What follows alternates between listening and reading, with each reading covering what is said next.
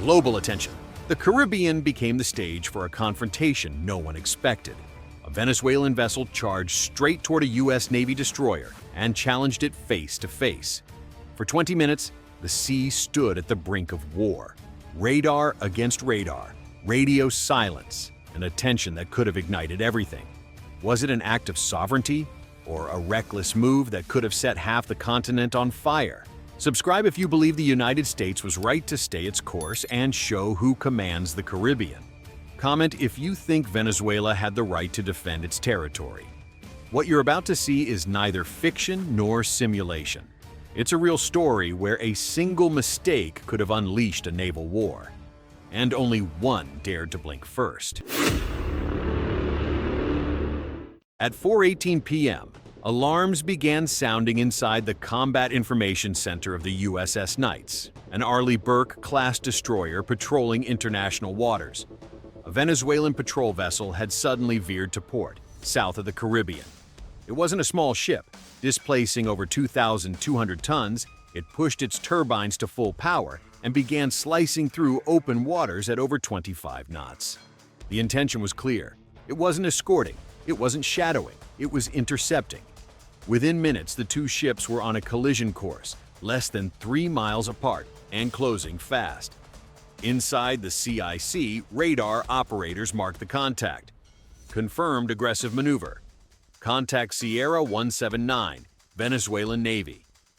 The first radio call went out in English. No response. A second attempt in Spanish. Silence again. That silence was more dangerous than any words. It meant the move was intentional. The setup for this confrontation had been brewing for weeks.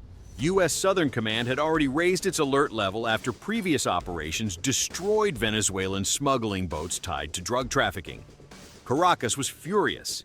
It ordered more sea patrols, more overflights, and more close intercepts with U.S. vessels.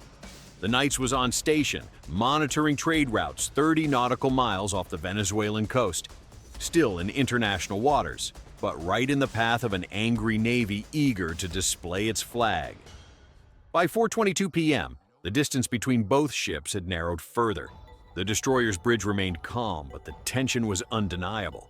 The turret of its 5-inch main gun rotated just enough for the Venezuelan crew to see it clearly. It wasn't a bluff. It was a warning.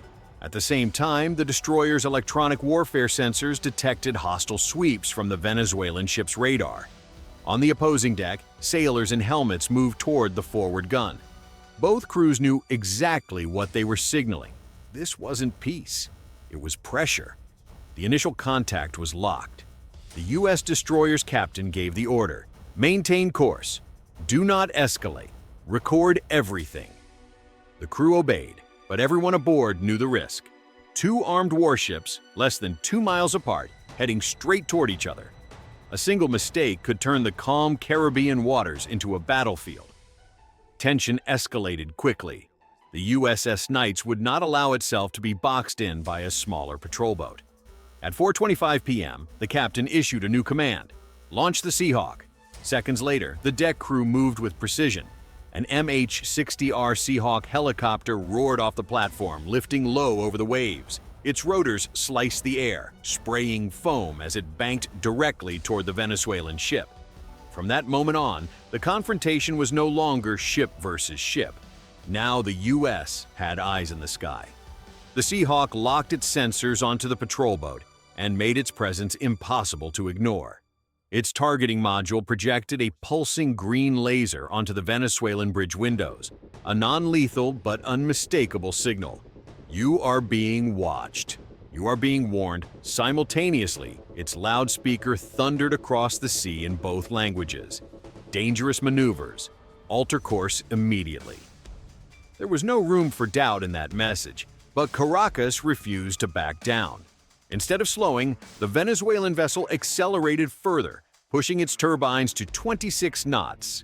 On radar, Knights operators watched as the patrol boat's sweeps locked onto their destroyer, measuring heading and speed. It stopped just short of full fire control lock, the final step before opening fire. But everyone in the CIC understood the message. They're targeting us. The Americans knew it. On deck, The destroyer's crews were at full combat readiness. Gunners stood by the 5-inch main gun. The close-in weapon systems rotated slowly, tracking the fast-approaching vessel.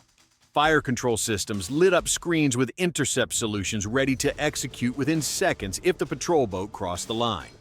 Every sailor knew what was at stake. If either side made a mistake, even by accident, the Caribbean would become a war zone. The Seahawk banked lower, barely a few hundred feet above the water, keeping its sensor fixed on the Venezuelan bridge. The patrol boat's crew crowded the deck, helmeted sailors surrounding the forward gun, hands near triggers, while others spoke into handheld radios, likely reporting to Caracas. For 8 long minutes, both ships held their course. Every radar sweep was logged, every echo recorded. Then came the first shift. The Venezuelan vessel began to slow, from 26 knots down to 22. Its wake shortened. The sailors slowly stepped back from the gun. One raised both arms, waving open palms, the universal gesture for no hostility. On radar, its bow turned a few degrees off the collision course. It wasn't much, but it was the signal everyone had been waiting for. The confrontation was beginning to ease. Still, no one aboard the Knights lowered their guard. The Seahawk hovered overhead, its laser still pulsing on the enemy bridge. The destroyer's weapons remained trained. At that moment, restraint was the line between an incident and an international crisis. At 4:33 p.m., after nearly 15 minutes of silence, the radio finally crackled to life. A firm voice spoke first in Spanish, then English. "This is a Venezuelan Navy patrol vessel. We are conducting sovereign patrol duties. You are in disputed waters. Alter your course." The Knights bridge fell silent for half a second as the message repeated. Everyone grasped the weight of those words. It was the official justification Caracas wanted on record. Sovereignty, territorial control, a challenge to the U.S. presence. The Knights' reply was measured and calm. "This is a United States Navy destroyer. We are operating legally in international waters. Your maneuvers are dangerous. Cease immediately. No anger, no panic, just professional firmness." Inside the CIC, operators logged every word, ready to forward the report to Southern Command. There would be no doubt later about who said what. For a tense minute, only static filled the radio. The Venezuelan ship kept closing in, now 2 nautical miles away, its radar still tracking the destroyer. On deck, sailors moved about, some still near the forward gun. It was clear, Caracas wanted to push the encounter to the limit without firing the first shot.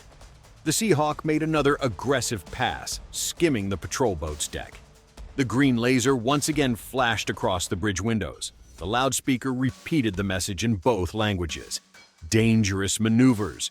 Alter course immediately. This time, the warning worked. The patrol boat slowed further, dropping below 20 knots. Its bow turned more sharply away from collision. The tension began to fade. Finally, another transmission broke the silence. "You are advised to withdraw. This is our final warning." On the destroyer's bridge, officers exchanged glances. They had heard that line before, a final warning with no action behind it. The U.S. response came immediately, equally controlled. "Legal transit. Unsafe actions will be considered escalation." The distance began to widen, 3 nautical miles, then 4. The Venezuelan ship was retreating. The Seahawk maintained aerial watch, sensors locked on the departing vessel. The USS Knights stayed its course, steady, unshaken. What had just happened was more than a scare. It was a display of calculated restraint. Caracas wanted a scene, images of a U.S. destroyer backing down under pressure. But Washington got what it wanted instead. Proof of control, proof of legal transit, proof of dominance, without firing a single missile. At 4:38 p.m., the confrontation was over. The Venezuelan patrol boat was more than 6 miles away, engines idling and course diverted. The Seahawk made one final wide turn and returned to the destroyer. Its rotors folded as tension finally dissipated. No shots fired, no collision.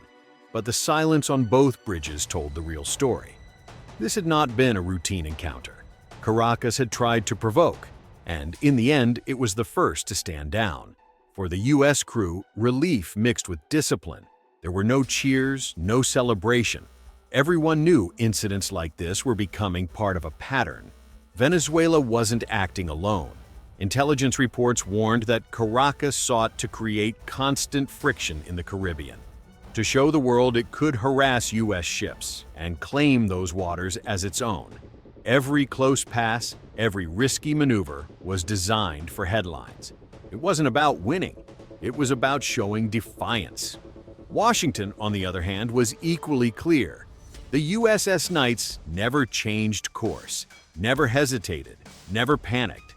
Its mere presence was the statement. International waters would remain open. And so it ended. No gunfire, no collisions, but with a message still echoing through the halls of power. Venezuela had come closer than ever before. The United States didn't shoot, but it didn't retreat either. 2 flags, 2 truths, and 1 sea turned into a stage for silent warnings. On paper, it was just a minor incident, but in practice, it was a geopolitical showdown where a single second could have set the Caribbean ablaze. Today, the question is inevitable. Did Venezuela show courage by defying a superpower, or play with fire for a few seconds of glory? And the United States? Did it show discipline and control, or fear of starting a war it couldn't win? The sea may have calmed, yes, but the tension still drifts beneath every wave. Because in this game of power, war isn't always fought with bullets. Sometimes it's won simply by not blinking.